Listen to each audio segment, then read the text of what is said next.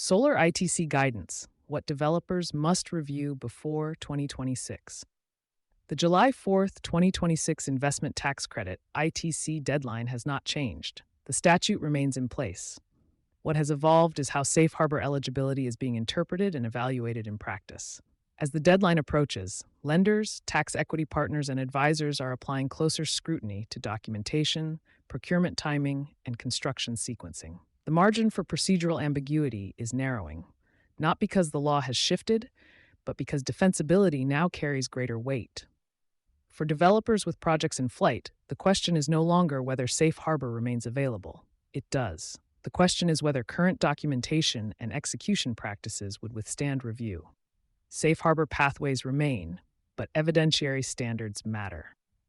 Developers continue to rely on two primary pathways: 5% safe harbor based on incurring at least 5% of total project costs, physical work test based on beginning significant construction. Neither has been eliminated or rewritten. However, market practice is placing greater emphasis on clear evidence of binding contracts, specific allocation of equipment to defined projects, payment timing aligned with cost forecasts, demonstrable continuity of construction. Projects structured under earlier assumptions may still qualify. But documentation gaps are becoming more visible as capital partners revisit risk exposure.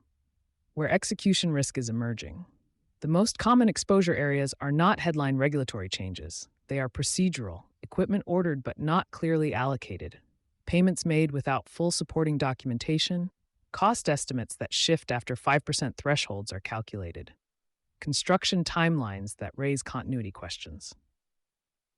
In a higher interest rate environment, even modest uncertainty around credit eligibility can alter financing assumptions and internal return thresholds. For corporate energy buyers relying on ITC-backed economics, that uncertainty flows directly into capital planning.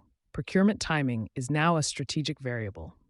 Supply chains have stabilized compared to prior years, but procurement sequencing remains central to safe harbor defensibility. Photo credit, VECTA. Developers should be reviewing contract language with EPCs and suppliers, milestone payment schedules, documentation retention systems, construction start records, and continuity planning. The practical shift is not regulatory overhaul, it is evidentiary precision. What should be reviewed now? Projects targeting 2026 completion should reassess whether 5% calculations reflect current total cost estimates, whether binding contracts meet defensibility standards, whether equipment can be clearly traced to specific projects, whether construction activity supports continuity requirements. Waiting until late-stage financing or tax equity review to address these questions increases execution risk. Watch the full expert discussion. This week's in-depth session walks through how current federal interpretation is being applied in practice, common misconceptions around safe harbor compliance, documentation pitfalls developers are overlooking, practical steps to strengthen eligibility defensibility. For teams with projects in development, the on-demand briefing provides a structured framework to evaluate exposure before procurement and construction accelerate. The full discussion is now available to watch on demand. You've been listening to Sustainability Soundbites by Environment and Energy Leader.